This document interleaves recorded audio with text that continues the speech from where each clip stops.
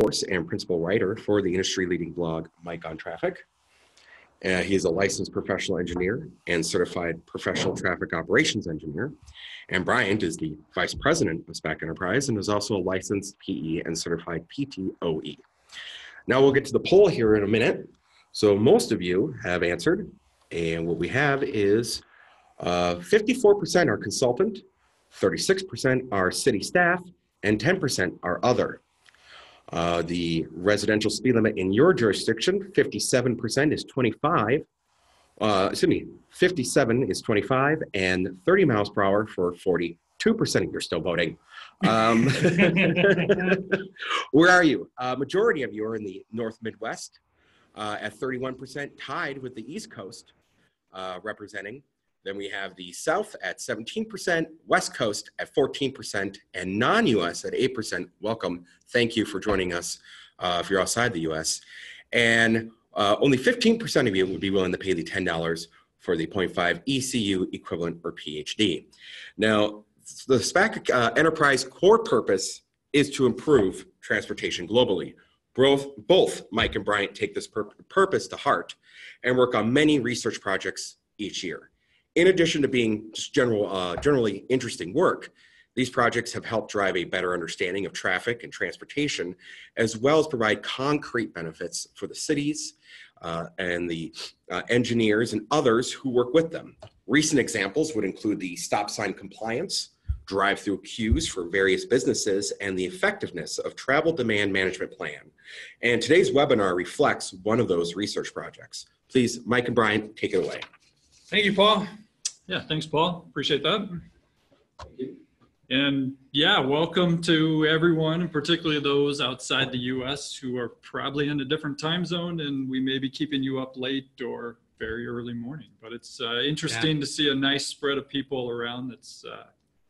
That's encouraging and very humbling. Yeah, and we will be talking miles per hour. We assume you can do the conversion over to kilometers per hour. All right, so let's get started then. We're talking residential roads today, and this is a common, or can become a common issue in many cities because it's generally the source of a lot of complaints. Yeah, and as anyone who works in a city knows, as I became painfully aware when I became traffic engineer for Maple Grove many years ago, the kind of traffic engineering city engineers department is very much a complaint center centered around speeding and stop sign requests. So this is at the heart of what goes on in many city engineering departments. So as we alluded to, Minnesota is a 30 mile per hour state, and there is a big debate going on in our state right now as to whether we should lower that to 25 miles per hour. So the statutory speed for residential roads is 30. Should we change that to 25? Yeah, and there's proponents, not just residents who live along a street are pushing for that, but also the bicycling community here is very much pushing for that as the world is becoming more multimodal and pedestrians too. And that leads to our next slide, which really at the heart of those debates is the slower the car is going, if it strikes a pedestrian or bicyclist, the greater chance of surviving that crash. Yeah, you can see on the two charts we have, and here's a long website at the bottom. You can try to copy that later from the video when we send that back out. But this is an interactive graph from a couple years ago. I assume the data is still valid, even if it's not exact. And you can see, let me get my laser pointer here, but you can see on the one side we have 25 mile an hour. That's where our line is. And that risk to all is about 12%, or that chances of being killed. And when you go to 30, that jumps up to 20%. So that's more than a 50% jump on being killed by a car if you're a pedestrian or bicyclist. Difference between 25 and 30 miles an hour. Yep, and so that is one of, like Mike said, one of the bases for people wanting to change our law to go to 25 miles an hour. All right, so to set us up get us all on the same footing as we start here, the MUTCD does have some speed limit guidance, and there are two ways that it is listed to set speed limits. The first one is statutorily. So this is the state or an authority, generally state law, setting a maximum speed to a particular class of road. So a freeway, a city street, as we're talking here, are residential roads. And the next one is per the MUTCD. Well, maybe we should pause for those few folks who might not know. Manual on Uniform Traffic Control Devices, which is really the big specification book in the United States of traffic control. So signals, signs, those kinds of things. So it governs when we put in signs, where, what those signs say. So everything's uniform across the country. It'd be tough to have purple signs in one small jurisdiction. But so backing up here, so every state generally sets a law that sets speed limits on certain types of roads, but then also gives the ability to some jurisdictions somehow to alter those speed zones. And here in Minnesota, it's ultimately the commissioner of the state DOT. An engineering study has to be done underneath them, and then the commissioner can change the speed limits. But there is some wiggle room for city councils to jump in and do that as well. Correct. But generally you have the two. You're either setting it, again, statutorily by state law or some city or town passed resolution, or by, we have it down as an altered speed zone. This is referring to those engineering studies. Generally, those go by the 85th percentile. So they take measurements of the speeds out there, see what most people are traveling at, round it to 5 in our case, miles per hour, and set that as the speed limit. So those are the two ways.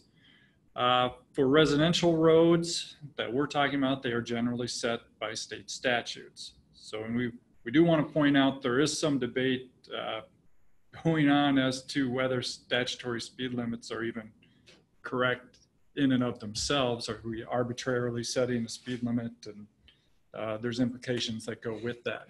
Yeah, we're not weighing in on that debate today. Right, let's leave We're that just one alone. getting into some data. There was a question that where Philip was under the understanding that the MUTCD is a federal regulation, not a guidance. Is that part of that debate? The MUTCD is federal regulation. Different sections have mandates versus guidance. So I'd have to look back at the exact language to see whether this is a standard or whether is it a shall condition or a should. There's varying language to them. Yeah, but just in general, we wanted to just point out the two differences, and what we are talking about today is the statutory speed limits. Okay. All right, so with that base, talking about statutory speed limits, residential roads, as we mentioned, Minnesota is a 30-mile-per-hour state, and we saw some differences in our poll as to who was 30 or 25. For our purposes, our next door neighbor, Wisconsin, they are a 25-mile-an-hour. So we had our two states that we are lucky enough to have basically a test right next to each other. Roughly similar types of drivers, roughly similar demographics, that sort of thing. Yeah, so our process here was to reach out to friends and family, but family didn't have any data. But our friends, Reed Ronsky, city engineer over River Falls, got us a pile of data on residential streets, speed data, as well as the street widths associated with that speed data. And then over on the Minnesota side, which is very close to Wisconsin, city of Woodbury and Tony Kutsky in the engineering department got us data from the city of Woodbury. Contextually, Woodbury is very standard suburban community without a lot of on-street parking. River Falls is a college town to a degree, so there is more on-street parking, but kind of as you get outside the city to the outer limits, it's more suburban. And so our process for this We didn't do any of the base level data, but we worked with these two, and they were, we were very happy they were willing to participate, and they provided us the speed data that they had already collected. So this was not driven by us. We just merely gathered the data in, and then we poured through the results and basically compared to see what we had. So kind of at the high level summary statistics of what we found, River Falls got us less sites, but you can see based on the volumes, they were busier corridors. Woodbury got us about 3 times more data, but a little bit less volumes on those streets. Mm-hmm. Average speeds close to each other, as were 85th percentile speeds. Again, River Falls, Wisconsin, 25 miles per hour. Because that speed limit is set lower, they have a higher proportion of people on those roadways breaking the speed limit, breaking the law. So interesting findings. Mm-hmm. So that's the top level. If we put everything together, that's what we found. But then part of our premise as we looked at this was the sign doesn't make as much of a difference as the width of the road does. So this data leads to the conclusion that statutory or speed limit signs are irrelevant. Mm-hmm. They're not impacting behavior. So then we tried to dive into maybe what's the next logical thing impacting behavior. Right. And so if we go to our next table here, this is where we pulled those out by the road width. So we had roads from 28 to 42 feet wide. And we've highlighted what is generally considered a residential road. That's 32 feet. You've got your travel in each way, parking allowed on at least one side, could be both sides. But generally they're in that range. And then, but we had, from the data provided, we had that range of widths. And then we have, for this table, we put together what's that average 85th percentile. So if we just go down, if we start at Wisconsin, we can see it jumped around a little bit more, that 32 foot, I believe we only had a couple samples there, or 1 or 2. So that one, a little bit of an outlier, but you can see it kind of starts lower, generally moves up as you get into the 40, 42 foot range. The speeds have gone up. If we compare that to Minnesota, you can see a clear increase in the 85th percentile speeds as that width increases. And we start below 30, so the 28 foot roads, we were actually below the posted, the statutory speed limit. And then as we got up to 42, we're well above it. Other thing that I would point out on this one is for the typical, really that 30 foot width, just again, how close the results were between them, even though 2 different speed limits. Yeah. So from the traffic engineer's perspective, looking at the 85th percentile speed, a 30 to a 32 foot wide road, a 30 mile an hour speed limit is about the appropriate decision. If we were to do an engineering study on it, yes. There was another question regarding the data. Did you look at average driveway spacing against speed by segment? We'll get into everything we looked at. So yeah, there's yeah. So let's hold those kinds of questions to the end because we got half a dozen different things we'll talk about. Yep. All right, so this was just the basic table of results looking at those average 85th percentiles. The other thing we did, turning to this type, is put it into a graph and then put a trend line on it. So this is just linear. We put all the data in. The orange is for the 30 mile an hour. You can see we did have more sites than the blue, the 25. Then we put that line in, and just like we were saying, that the Minnesota, the 30 mile an hour, just a very clear linear correlation between the 85th percentile speed and the roadway width. For Wisconsin, it does go up, but it is a much flatter line. Yeah, very gradual. Then we get into the average speeds and exactly the same trend lines. Mm-hmm. So this was our attempt to look beyond the 85th. The 85th is obviously one measure that a lot of people look at. It's the percentage by which 85% of the drivers and below are at that speed or below. Yeah. Typical measure. So average speed, we're just looking at the midline. What do we got? Again, like Mike said, clear correlation, smaller, a little bit flatter for the 25. But again, they're both increasing as we go up in roadway width. And then our last one, we looked at it. What is that percentage of speeding versus the road width? So similar result, if we look at the 30 mile an hour, we have that clear line that goes up, roadway width goes up, more people are speeding, more people are over that statutory speed limit of 30. Interesting enough, for the 25 mile an hour sites, our line was slightly negative in this case, relatively flat. So for the 25, we had about the same amount of people speeding.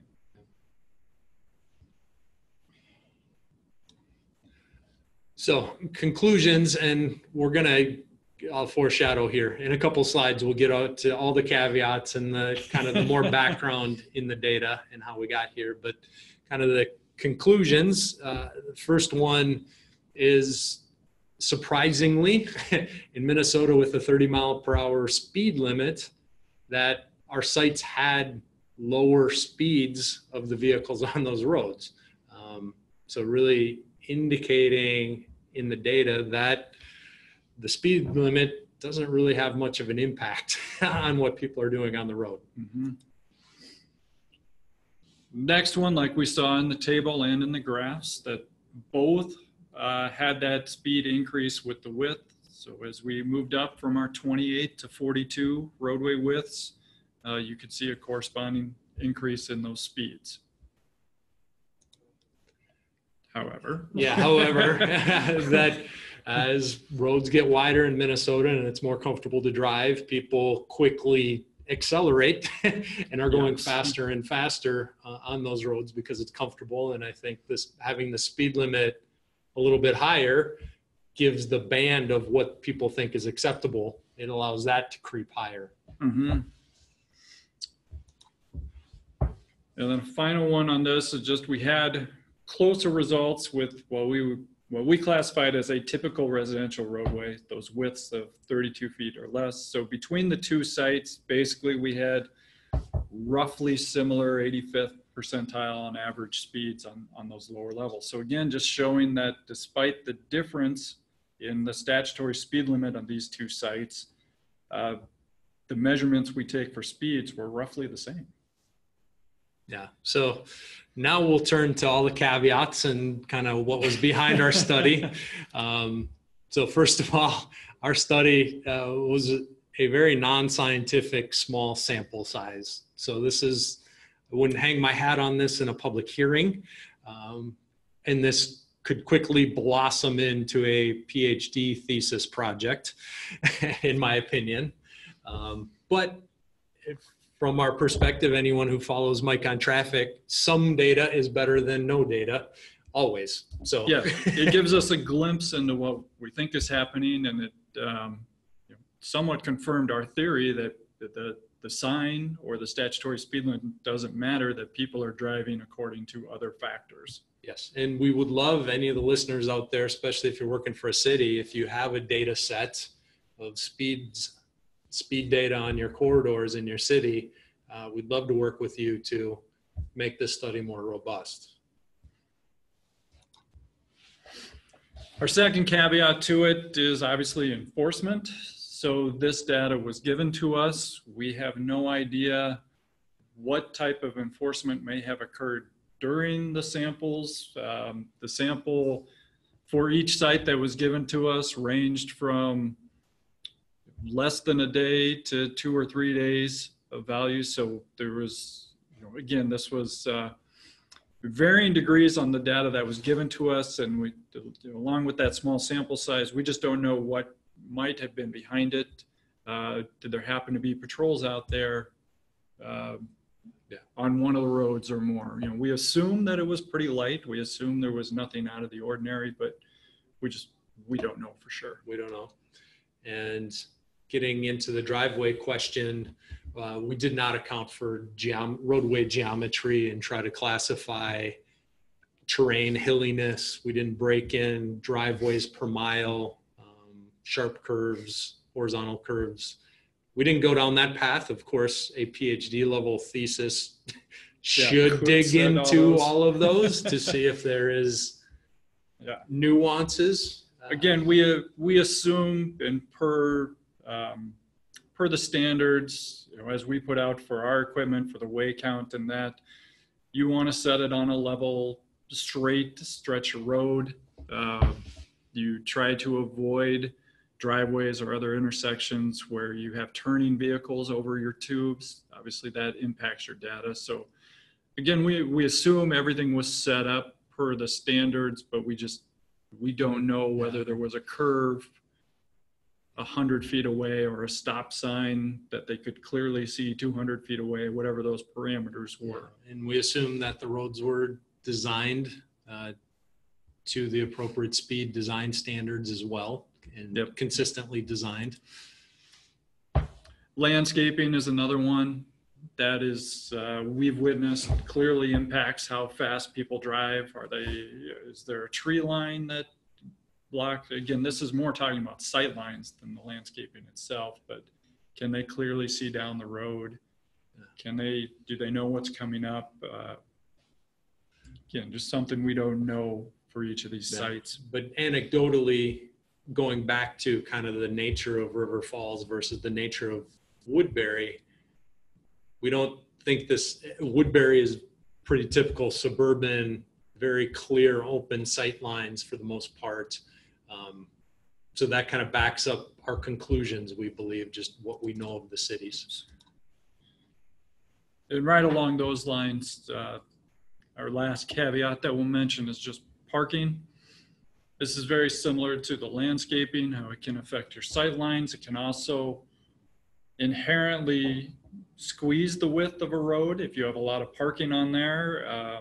If you have a 36-foot road, but there's parking on both sides, that quickly gets you down into your close spacing on the lanes going each way. People will slow down because of it.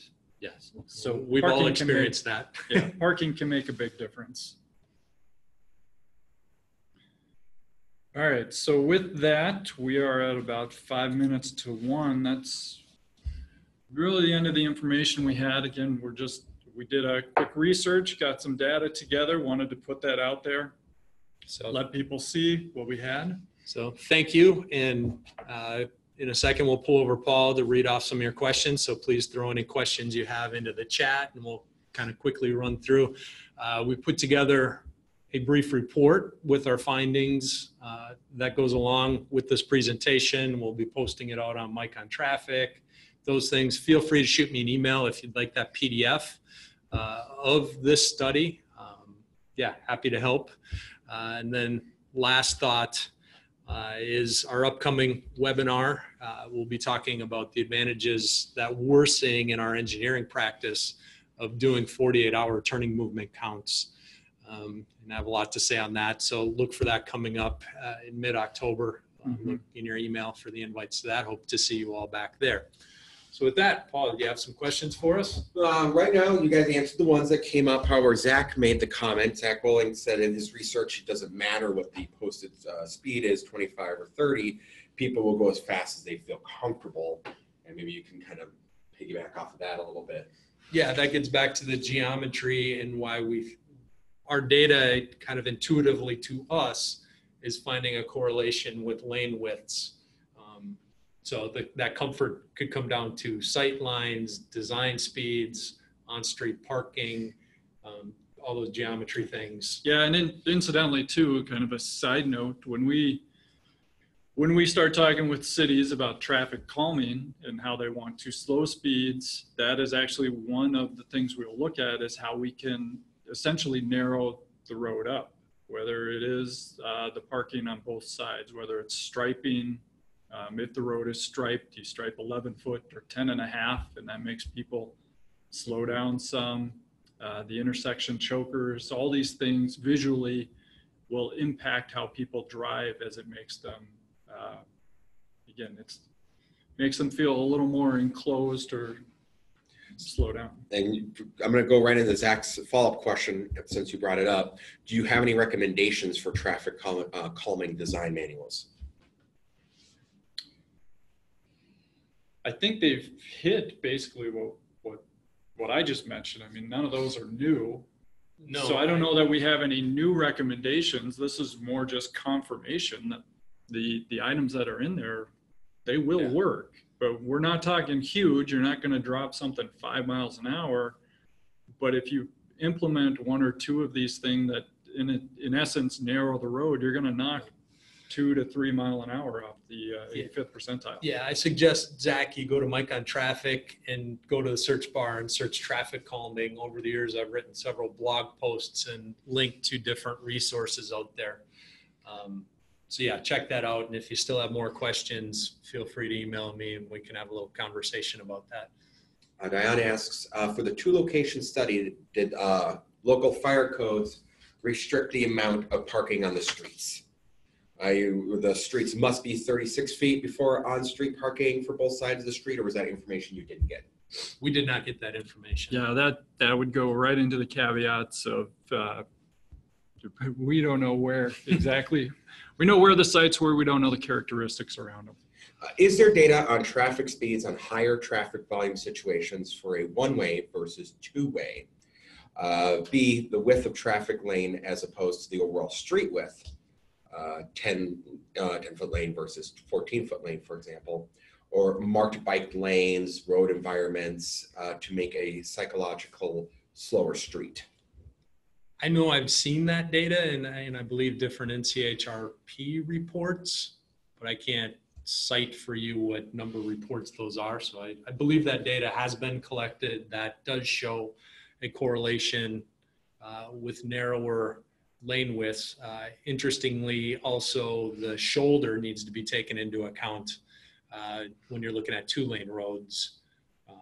What that shoulder is made out of and how wide it is also impacts safety and speeds. Before I get to the next question, I just want to give a 2-minute warning here. I know some of you got to get back to work and lunch, but we'll continue to answer questions. Do you know how long the 25 mile per hour statutory has been in effect? Has it been a long time or is it more recent? For Wisconsin, I'm pretty sure that's been in effect. Long time. Long time. Yeah, much more than 15 years. Yeah, as far as we know, that's what they came up with originally. Yeah, I believe that 25 and 30, Wisconsin versus Minnesota, is certainly both longer than 15 years, and wouldn't surprise me if each of them is 70, 80 years. Brett's making a comment here that they're in Portland, where the speed was just reduced to 20 miles per hour, and they don't have any data on that yet. We would love to see it. Yeah, I'd love to. Yeah, that'd be great to if you're collecting it. That would be really interesting to add that in.